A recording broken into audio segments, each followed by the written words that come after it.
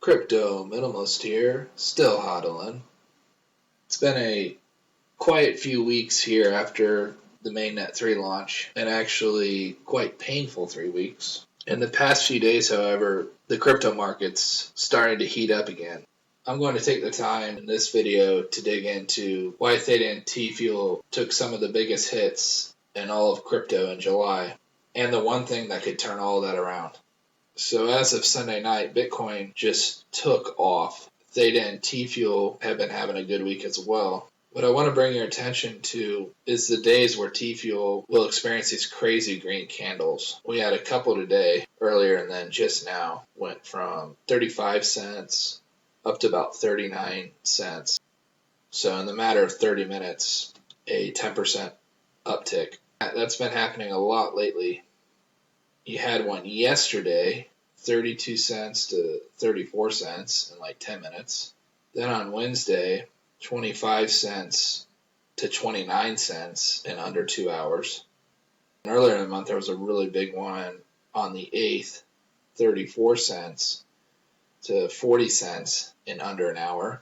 So what's happening in those instances are supply shocks, where Binance, the largest seller of TFUEL at the moment, experiences a temporary shortage in sending out TFUEL.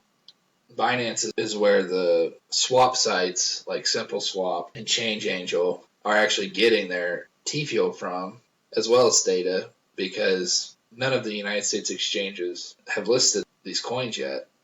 Eventually the supply evens out and the price stabilizes like it just did now. But what these green candles are is price discovery. When Binance isn't there to dump TFUEL, we got person-to-person selling, and Theta holders are not willing to cheaply part with their Theta or TFUEL as you look at these large staking percentages. Which is why, even though I maybe should have seen this coming, I was shocked when TFUEL staking went through the roof at the same time the price got crushed. Going back to a video I did on the day after the mainnet 3 launch, which even with the nice run up in price this weekend, we were still sitting at a penny more and only 20.5% of TFUEL stake. So we've doubled that staking percentage, yet the price is still lower. And the reason for that, I believe, is one word: Binance. As the largest distributor of Theta and TFUEL, Binance received all of it, if not most of it, from Theta Labs themselves. This wallet that we're looking at on Theta Explorer is likely Binance's first Theta wallet and now serves as their cold wallet. If we go back a couple years ago, this was their first transfer from Theta Labs on September 18th of 2019 for about 14 million Theta. Around the same time, Binance also received 130 million worth of TFUEL, another 80 million Theta, and then a whopping 350 million of TFUEL. There's only 2 pages of transactions, and as I said, this is their cold holding wallet from where they'll transfer to their hot wallet. Initially, this was their first hot wallet. It's almost completely empty at this point. You'll see down here over 47,000 transactions, starting about 2 years ago when they first were supplied with Theta and TFUEL. And Binance is all this time where most people have gotten their TFUEL from, since Theta Labs never did do an ICO. They gave a bunch to Binance, made them a validator node, and Binance has been the supplier. So for the last 2 years, this was their hot wallet. You'll see about 10 days ago is when they started running dry on this one. And that's where their second hot wallet comes into play. They first started running little transactions right after the June 30th mainnet launch, and then about 14 days ago, right before the first hot wallet ran out, they started being the major supplier of Theta and TFUEL. You'll just see a ton of out transactions, over 1,200 pages of them. Just random amounts: 498 TFUEL, 6,300 Theta, 673 TFUEL, so on and so forth, all the way up until this very moment. Which brings up my main point. What happens if the main supplier of Theta and TFUEL finally starts to run out?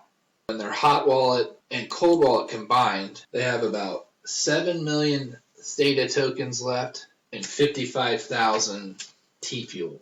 Those numbers on June 30th, the day of the mainnet launch, were 60 million TFUEL and 16 million Theta. So they've liquidated over half of their Theta and more than 90% of their TFUEL in the last 3 weeks. To show you how quickly they've been running out of TFUEL, on July 13th, they still had 300 million in their cold and hot wallet. 3 days ago, on July 22nd, they still had 120 million TFUEL. In the cold wallet, like you'll see on the second page, this is about a year and a half's worth of transactions on this entire page. In the first page, they really held back until the mainnet 3 launch, and you'll see on July 1st, they just started going crazy. They started liquidating all of their TFUEL. So you'll see every day or two, they're sending 20, 30, 40 million TFUEL to their hot wallet. And that hot wallet is just going through that TFUEL like crazy. 20 million TFUEL a day, they only got 2 or 3 days left, with 25 million in the cold wallet and 30 million still in the hot wallet. What I really want to know is what happens to the price with all of this TFUEL now staked when Binance is a torrential downpour dumping onto the market. And the same thing for Theta. Compared to what they used to, they have a lot more Theta still left than they do TFUEL. You also have to wonder, is this all part of Theta Labs' plan? Until July 1st, Binance held on to most of that free TFUEL that Theta gave them. It's like they almost got the green light to flood the market with TFUEL. I really want to see what happens when that supply starts to dry up. All right, guys.